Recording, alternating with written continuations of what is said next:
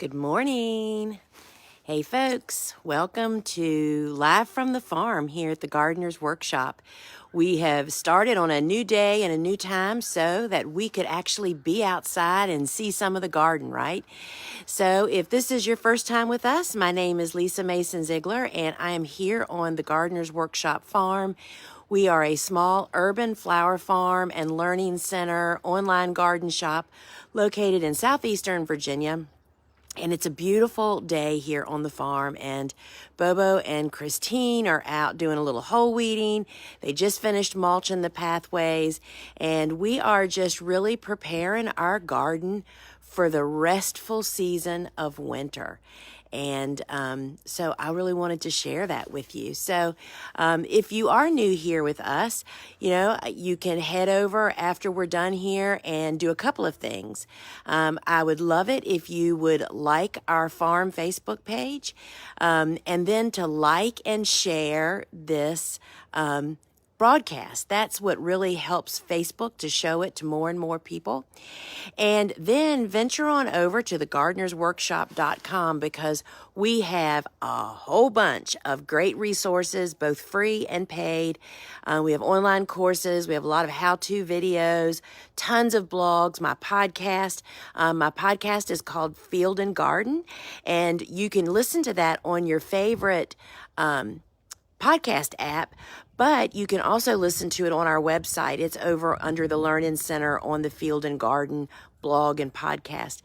So friends, I thought today we would start out over here in the Cool Flower Garden. That's a mix of our transplants and of our direct seeded stuff, and kind of tell you what they're doing and what's going on.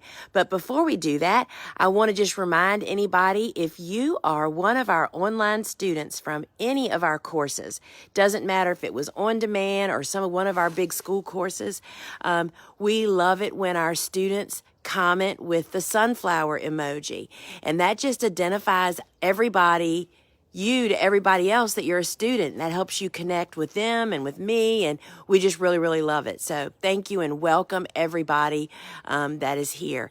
So I'm going to turn this camera around and let us see what's going on out here in the garden. So I'll stand here for a minute until I start, because once I start walking over there, the leaves are going to be crinkling and crunching. So you are looking at our garden, or the cool flower portion of our garden. It is now like December 9th for people watching the replay. And normally, when I say normally, we don't have normally anymore, right? I will say that when I started flower growing 2.5 decades ago, just about now, once Thanksgiving came, we would typically put our row covers up just to protect our plants. These cool flowers are winter hardy in my zone, but the row cover just really helps to protect them from the cold wind and elements and varmints like deer and squirrels and that kind of stuff. But things are different now, right? It stays warmer longer, and so that's why you see, our covers are actually out now because they're in their hoe weeding and getting the pathways set up. But the row cover, which could be a whole talk in itself, maybe we will talk about that next week. If you're listening, Jesse, maybe that's what we should do. But anyway, so the row covers aren't up yet because we are doing our last steps of preparing our garden for spring flowers, and to not have to do a whole lot. When mid-March or early March rolls around for us, that's when we start getting some sunny afternoons and temperatures will start climbing, above 40 degrees maybe, and we may start uncovering. It just really depends on the weather system, but we want to finish this garden so we're done until then, right? We like peeking under the covers, but we don't want to have to do anything. We want to put this garden to bed. And part of doing that is what Bobo and Christine are doing right now. They're doing what we call either whole weeding, and you'll see what that means in just a minute. And then also we have a couple of direct seeded beds that need some in-row hand weeding.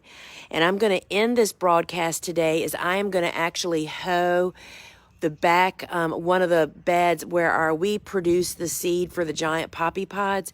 And so we have some of that planted out back that needs to be hoed, and I'm going to do it on camera for you guys to actually see that. So put your questions in, and I will come back to the top. And let's just take a walk out here and see what's happening. So for those of you that follow along, you know that we're in a real transition time here. We are downsizing the size of our garden from a production garden down to 1/8 of an acre giant cutting garden. 1/8 of an acre is basically 5,500 square feet. What that means is 55 feet long beds, and I have 100 feet this way, and that gives me 1, 2, 3, 4, 5, 6, 7, 8, 9. I think that gives me 20 beds, I think.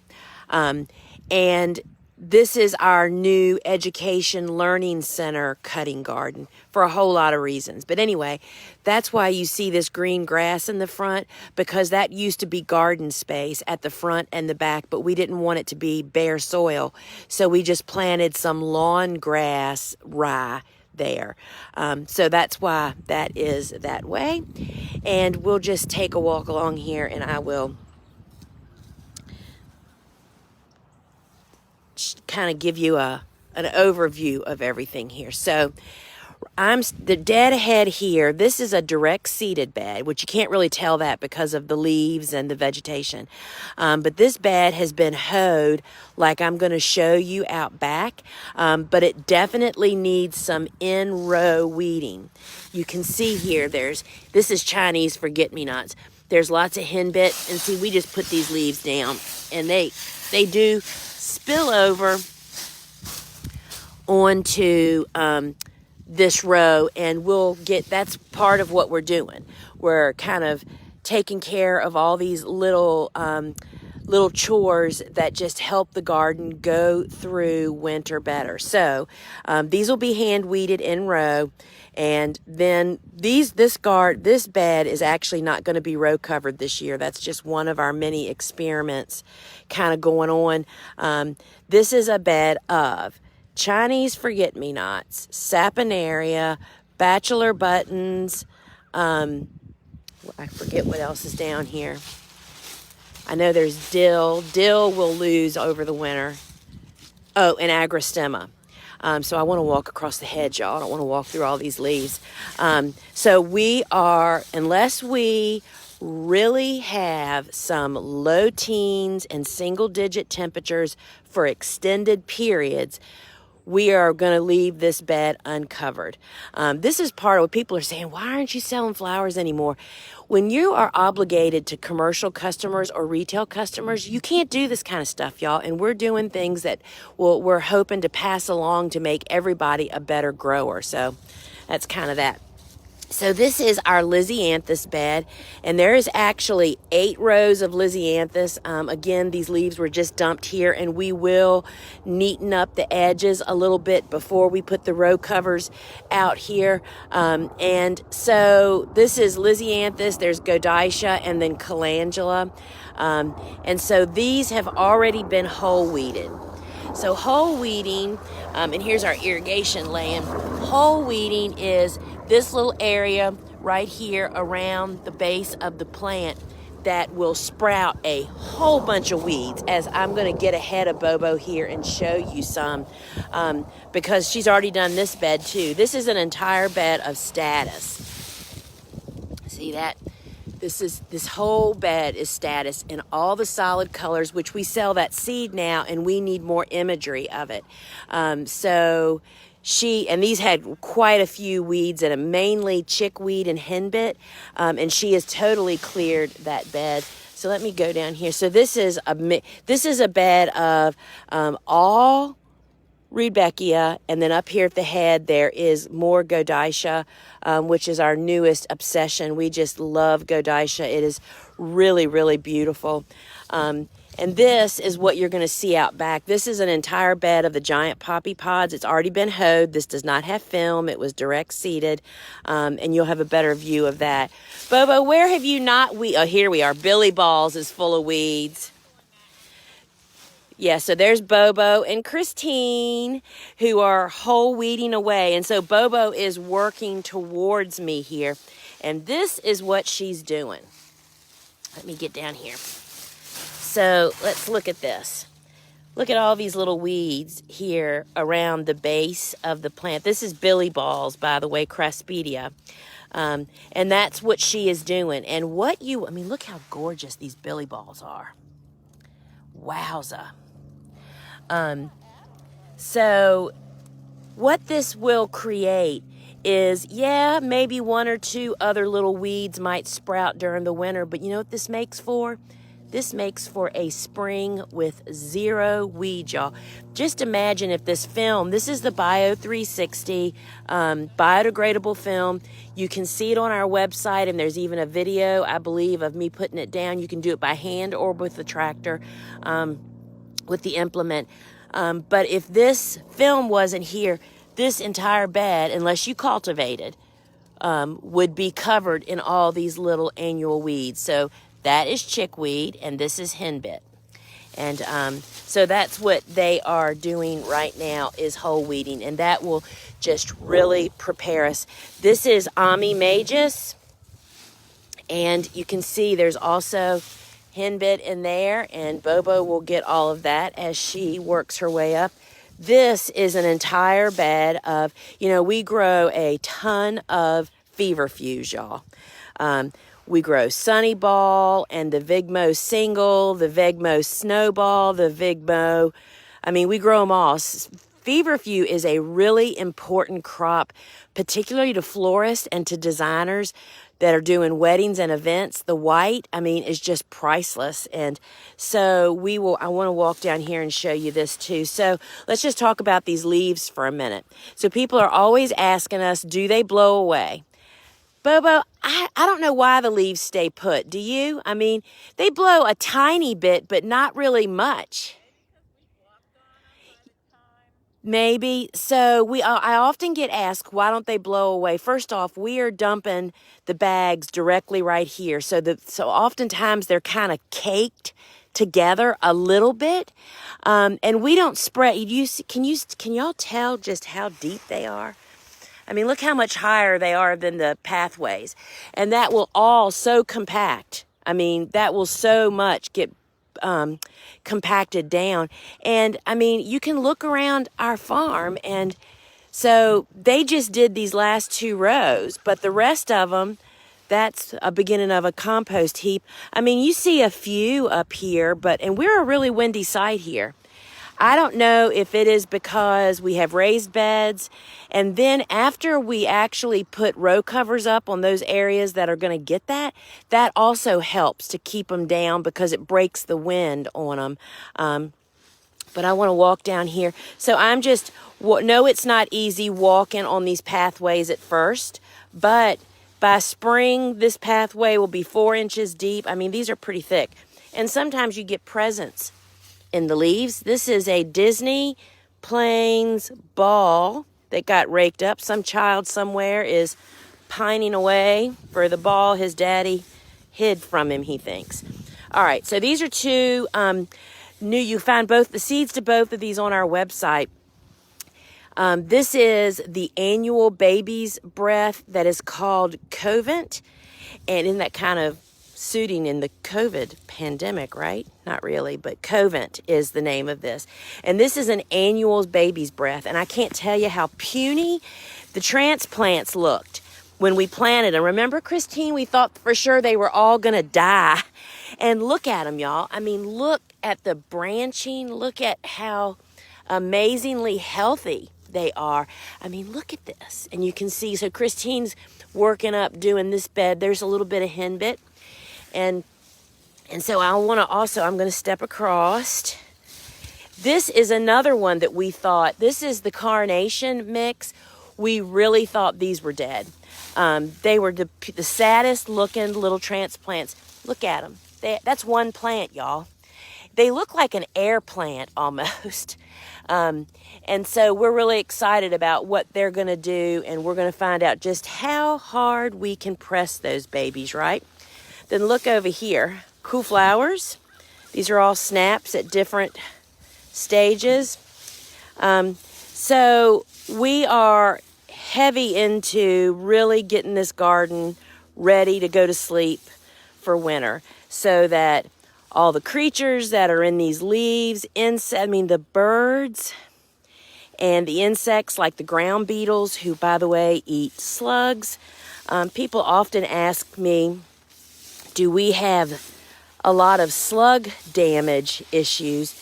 And we do not. We really just do not have any losses to slugs. And we have used thousands of bags of leaves for a very, very long time. So we are working at it, and you can see that our beds this is, again, y'all, it's just changing everything for us, being able to focus on the garden instead of focusing on the maximum production.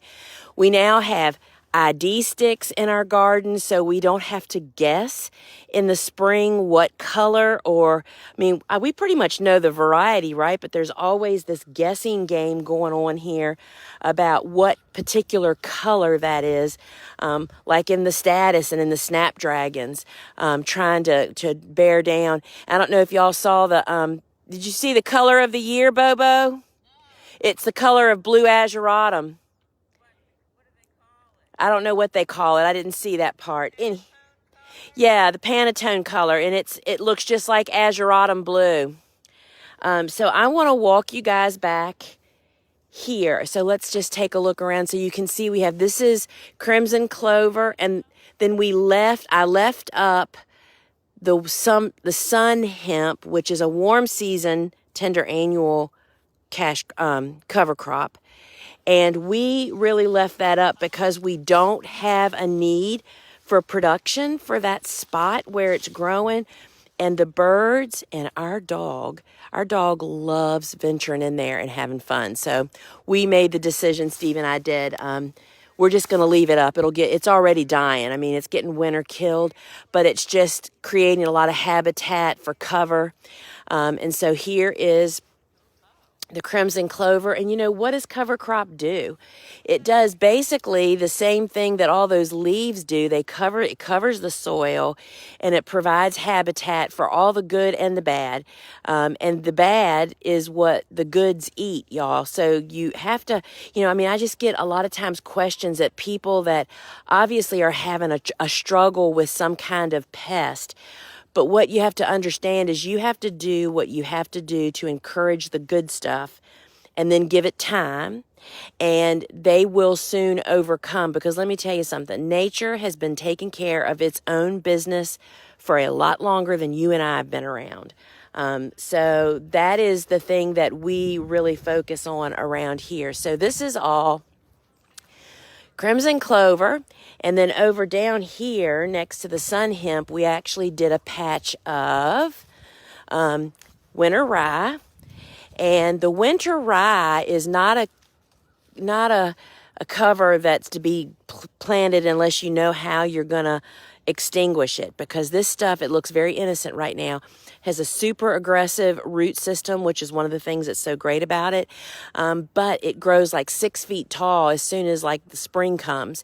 And it creates a lot of mass. I also love it because it's allopathic. That means that the water that it gives off a residue that is a natural herbicide or not a germicide. It prevents germination so you would never direct seed after you've planted winter rye. Like you would never plant a crop of cool flowers here that are direct seeded, because they wouldn't germinate.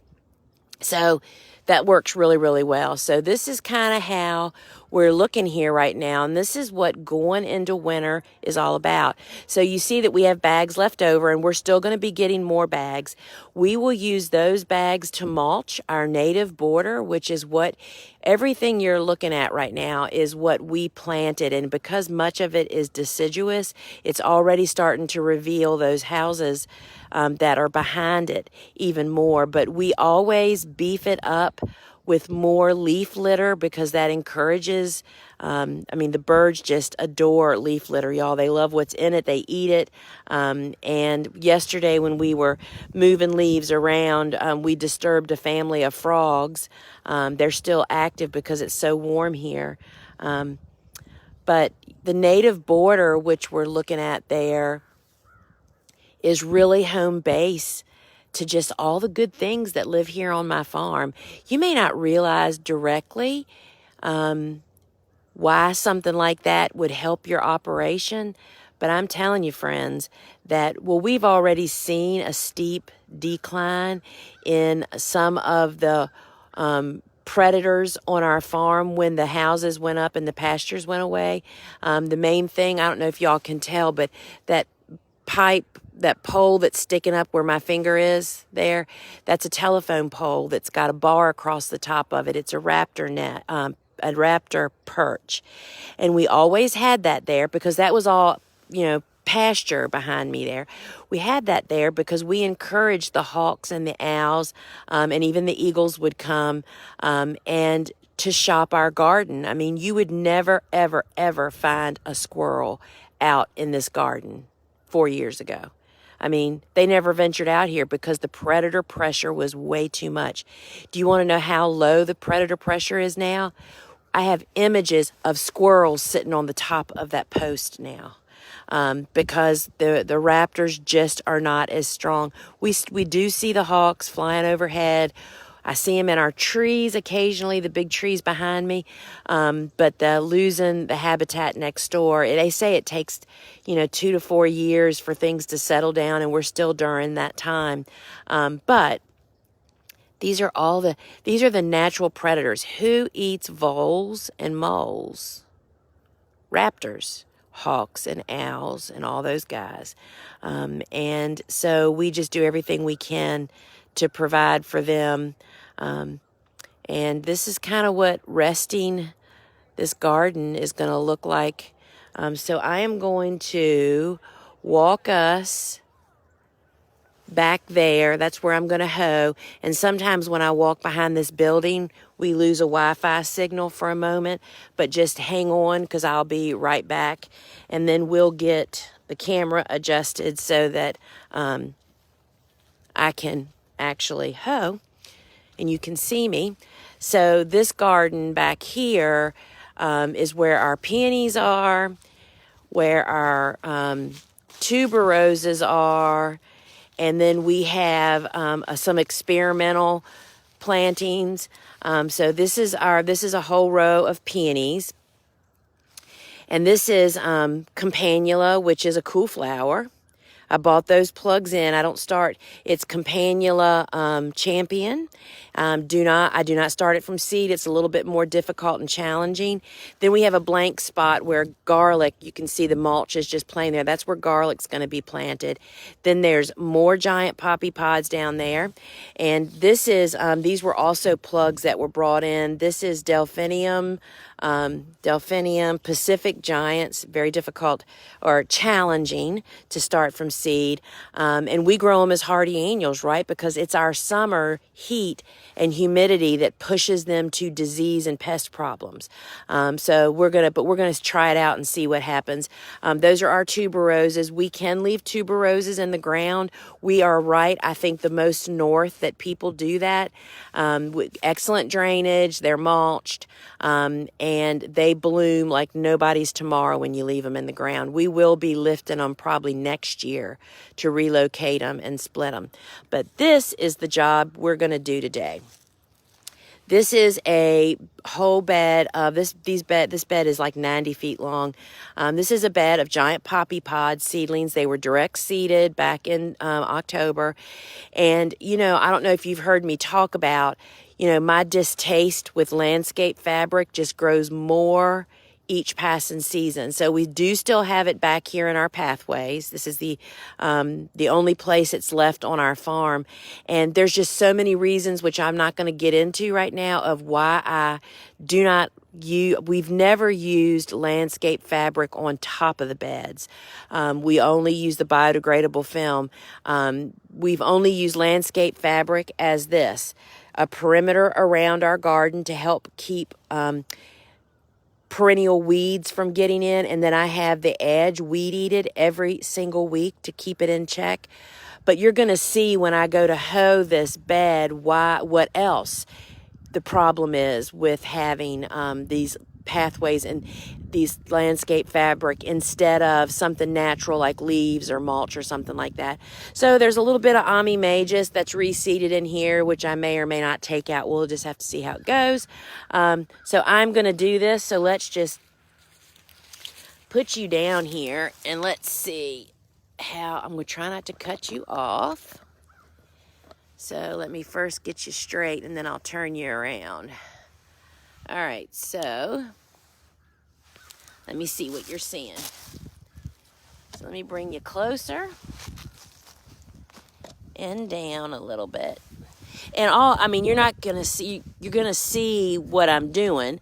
But also, I just want you to see how easy and quick and effective this is. So this is the hoe. This is our garden hoe. We import it from Switzerland. The heads come from Switzerland. The handles come from New England. But what I really want you to notice is that I'm not getting down there and pulling weeds. This is a commercial garden. So we're looking to do triage to just get out the majority of the weeds, not every single one of them. So I know you can't see me yet, but let me just take care of this front edge.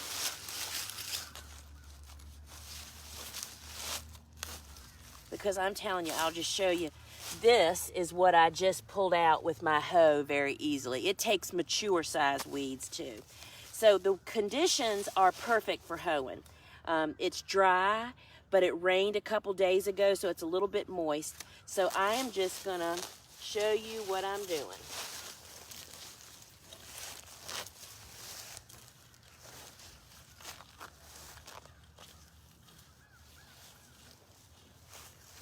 So what I want you to notice is that I'm not stopping for these little things that I'm missing, if you can see them, because we'll come back and get those later, or we'll leave them. One weed is okay, y'all. It's the pressure of a bunch. And what I want you to notice also is what I don't like about landscape cloth is that dirt is falling out onto the landscape cloth, and something's going to have to be done about that. We just cleaned the dirt off of this cloth from the last year. So I'm going to have to come back and do something there. So these big Ami Maguses are out of here.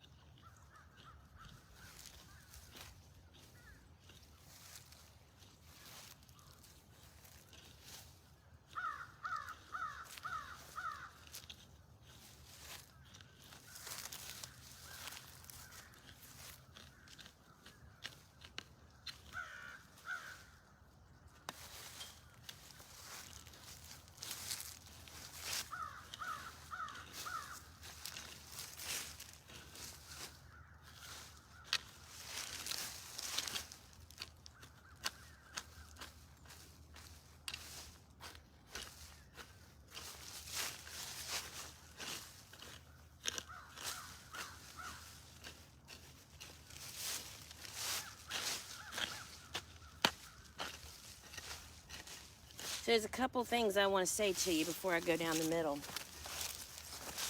So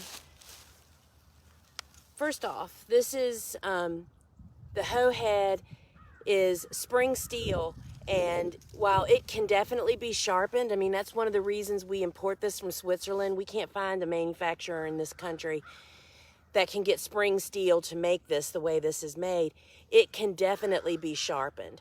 And when it is sharp, oh my gosh, it'll cut your foot off if you're not careful. But this one has not been sharpened for at least a year. And you can see how easily it flows through. The way that this hoe works is it's flat on the ground, and I'm just pulling it through, so I'm not going really deep and bringing up fresh weed seeds to be germinating in the coming weeks. And after you do this a couple of times, it really, you just can't believe the weed seed population starts to get extinguished in the surface of the soil. That's kind of where those gardens over there, this is the first time I've hoe weeded this bed since it's been planted. That's why there are so many weeds, but they're really pretty good, perfect size. There were a few bigger ones, but this hoe just makes easy, work of getting it out. Y'all, chickweed trembles in the presence of this hoe. And I don't bend down much anymore. I mean, like, I can't even believe I'm bent down right now talking to you. I mean, I have really bad knees. So this hoe allows me to almost have a 95% weed-free beds, and with never going down. And so let me just do the center of this bed, because, well, actually I have to do 2 more times. I'm going to go down and come back, and I'll try to be quick about it. I don't know how well you guys can see me, but I'm just really trying to get the bulk of the weeds out of the space between the rows. That's all this is. And you just don't know how liberating this is to do it.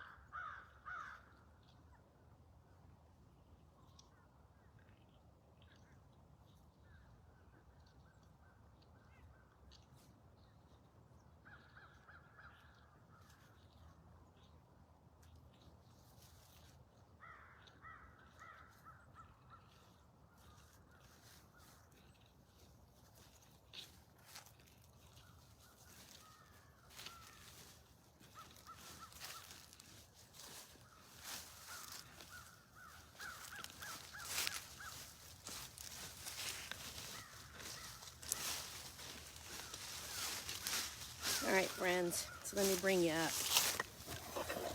So here's the other thing that I want to say to you that happens when you do this.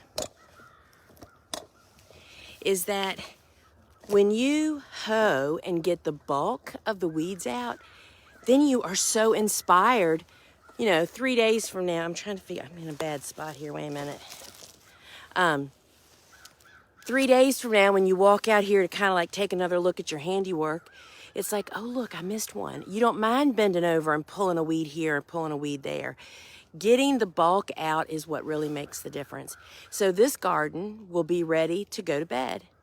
And so, friends, preparing our gardens to rest is just so invaluable. And I can't tell you the peace of mind and the rest that I get knowing that these beds go to bed pretty weed-free, right? I mean, knowing that there's not going to be, y'all know how when you have a bad spot in your garden, it just kind of works on you, right? You think about it even when you don't think you're thinking about it. But to know that Cool Flowers is pretty much, the bulk is weeded. They're going to bed for the winter. Not only does that rest my garden, it's like protected, covered. We try to always go into the winter with all of our soil covered in some way, whether it's cover crop, mulch, leaves, even a silage tarp sometimes. And so, having putting your garden to bed and rest makes you rest a whole lot better. So I'm just going to look back here and see if we have, let's see. All right. So hello, everybody. It's nice to see so many students. 33 and dry in Oregon. Well, that sounds like a perfect day to hoe. Joanne, just wanted to say that Lisa, you are my flower idol. Aw, thank you so much. Thank you for all you share so generously. Love from Ireland. Well, Joanne, thank you so much. I would love, Suzanne and I have talked about taking a trip once this whole mess is under control. We'd love to go to England to meet our, we've met them, but to go see our soil blocking manufacturing family, the girls, the sisters, and then to kind of traipse on up to Ireland. It would be so lovely such a beautiful place you have, a country. So Angela asked, do you have problems with leaves blowing away? And so I think I already kind of answered that. We just really do not have much trouble. And, there is no perfect solution, in my opinion, of like one thing. Like, I think a lot of people think that landscape fabric will do that for them. But let me just tell you something, friends, nothing is further from the truth, right? That everything has a little problem. So we don't find that we lose a lot of leaves, but it doesn't really matter to us because we don't really worry about a few leaves on our lawn. But I think because we dumped the bags kind of as a whole, we don't spread them out very much. They tend to clump more together, and I think that definitely helps the process. Angela says, I had to begin weeding as well. The warm weather we've had in Virginia really did not help. Are watering a lot with the drought we had are you watering a lot? So no, we really haven't done really any irrigating at all. So for fall planting, everything got fall planted and watered immediately. But no, we haven't really, our irrigation is never hooked up in the fall because we don't want to go through winter with problems. So any water they would get would be hand watering, and we did not find that we had to do that. But we do it obviously when we plant. And of course, because the beds are covered in film, and then that just really helps them. But I totally agree. This is not only a great year for cool season hardy annuals, the fall planting, but it's a great year for cool season hardy annual weeds. And so I did also want to just say things I was thinking about. I'm going to turn this around and let y'all look down here instead of looking at me. That's a whole lot better. Let me just look and make sure there's no more questions. So some of the things that I just want to note about this bed. So what happens when you have this landscape fabric in the pathway, which, this has been here for several years. Our goal is that we're going to get enough leaves this year to pull up the landscape fabric and put the leaves down, but we would never do that until we have the leaves sitting right here, the bags, because because there are no weed seeds on the surface that are viable underneath that landscape fabric, right? And we don't want to give them the chance to get any light or moisture, so we're going to get the leaves in right away. But now what's going to happen is I will have to go along and scrape any soil that got down on the landscape fabric when I hoed and get it back up in the bed. And those were some pretty sizable weeds in there. And so a few might reattach if I didn't get them totally dislodged. But that's why we like to hoe every 7 to 10 days, because what you don't get this time, you'll just get them next time. And so our method of madness over in these two beds is we did mulch with bark chips. They were put down and then they planted through it, and there is actually Bio 360 underneath of that mulch. So we're just trying some new experiments, trying to get a no-till system going here, or low-till at the very least. So friends, I don't see that anybody else, oh wait, here, what is this? Wait a minute, I didn't go down far enough, y'all. Sorry, y'all. Love the birds in the background. So those are, it's so funny, isn't it, that different birds in different regions of the country, those are big black crows. They're pretty big. And a lot of people don't like them, but, all I had to do is tell people, you do realize that crows eat slugs. They eat a lot of baby rabbits, unfortunately, and baby squirrels. I mean, they're carnivorous. They'll eat anything.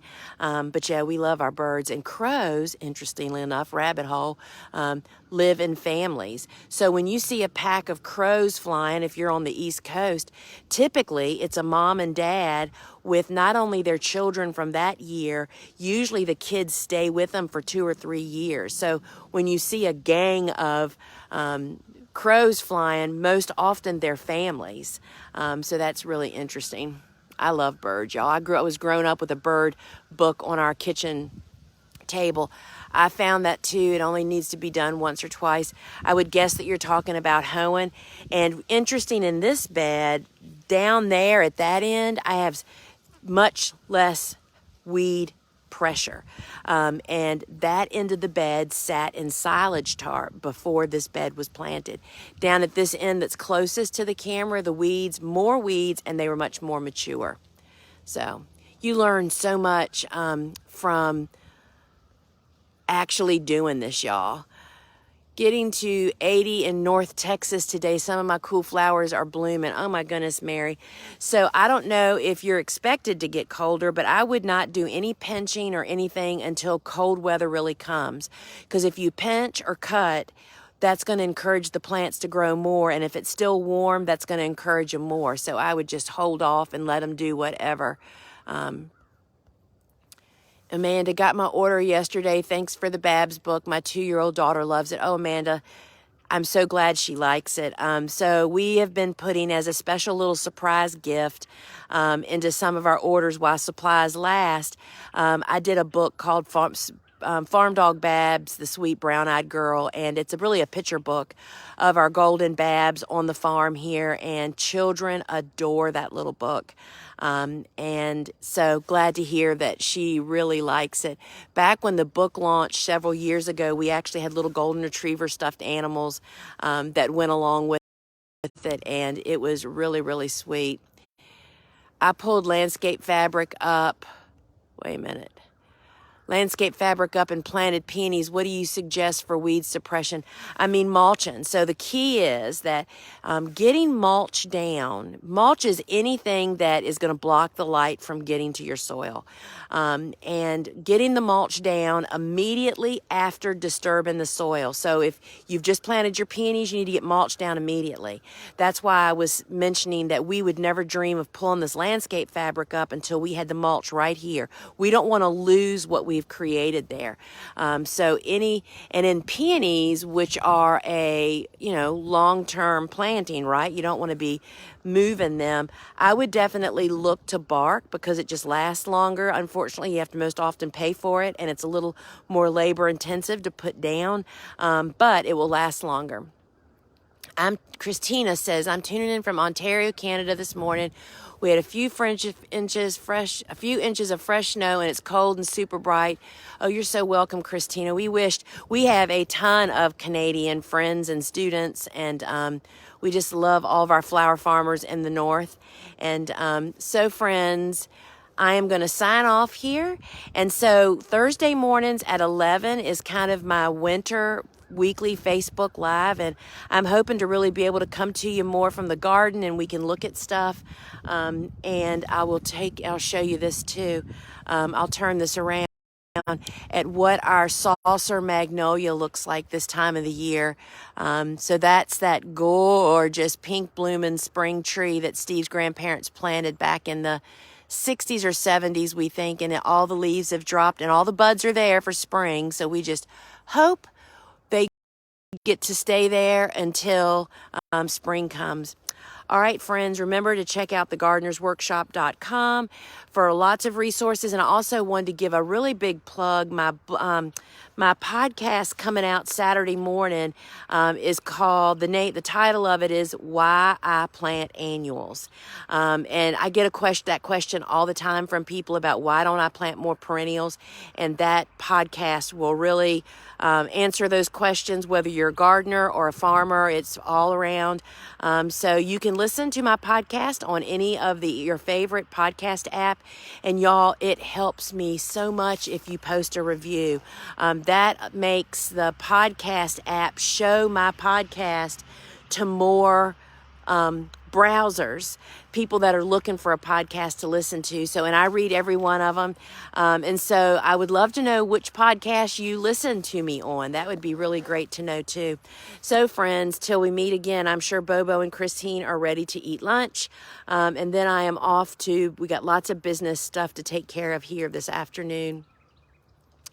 And, oh, that's right, Jessie, thank you. So Jessie Graven is a member of the TGW team. She actually came to be a part of us because she was one of our students, and she caught my eye, and she's a big part of our team and is our marketing coordinator and our student ambassador. So thanks, Jessie, that she's pointing out that our podcasts are now also on Facebook. That at the head of our Facebook page where you see events and videos and different things, podcast is one of the selections. So check that out. And thank you, Jessie, so much. And y'all have a really good week. And I'll see you next week right here, next Thursday at 11 a.m. Eastern Time. Catch me on Instagram Wednesdays at 11:30 live and on Clubhouses on Wednesdays at 1 o'clock live, answering all your questions. All right, folks, till we meet again. Ciao.